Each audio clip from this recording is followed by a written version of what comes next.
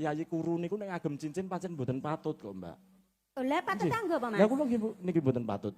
Pancen tangane cilik nggih to ngagem cincin ngeten iki ora patek patut. Lah patute njamin apa? Patute niku cincine jangan paringi bojo kula dados mbicing didol. Oh, gak iso nukokne bojomu, Mas. Kula to. Wah, kula niki wong lanang sembodo kok ngawur. Niku cincine sidiki bojo kula sanes mung cincin biasa niku. Napa niku? Berlian no niku. Waduh, Oh, sampean ki piye? Oh, kuwi rumangsamu piye? Lek ku sopi letter ki. Saestu to, Mbak? Piye? Sop. Berlian kok sopi Oh, letter. Mbak iki ngomong monel kok, Mbak. Mboten, niku sembodon cah niku. Dek bar tuku pickup barang sampean ora.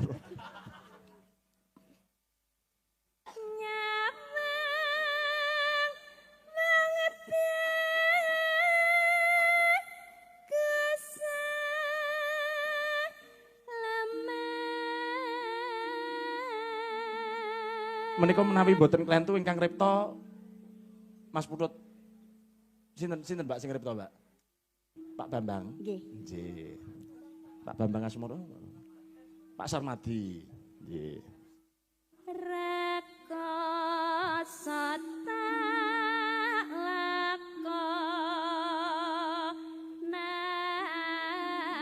lakonane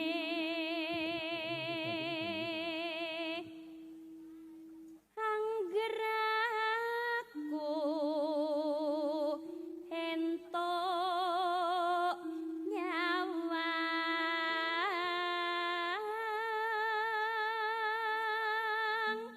Wong bagus lambene. wong bagus lambemu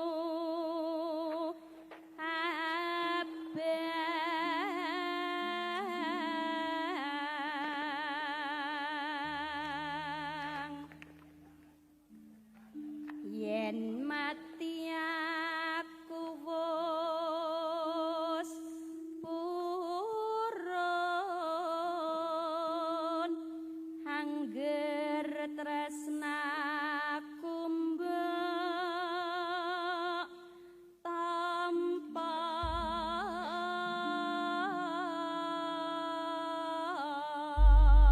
Nggih, badhe dipun dawahaken menapa, Mbak?